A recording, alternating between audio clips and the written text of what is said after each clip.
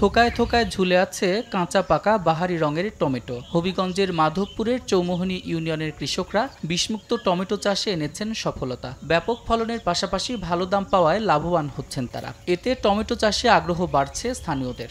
প্রথম দামে বিক্রি করছি করলে আমার 80 টাকা 90 কেজি, আর এখন বর্তমানে আছে আরেকটা আমার ওখান ব্যস্ত আছে 10 টাকা বা 15 টাকা কেজি। 60 শতক জায়গা টমেটো করছি, 1,20,000 টমেটো খরচ হয়েছে, 2-2.5 লাখ টাকা বিক্রি হইতে পারে। রাস্তাঘাট দুরবস্থার কারণে আমাদের মালামাল সঠিক সময় বাজারে নিতে পারে নাই এবং বাজারে নিয়ে দিতে পারে ক্লিয়ারেন্স করে বাইরে থাকা।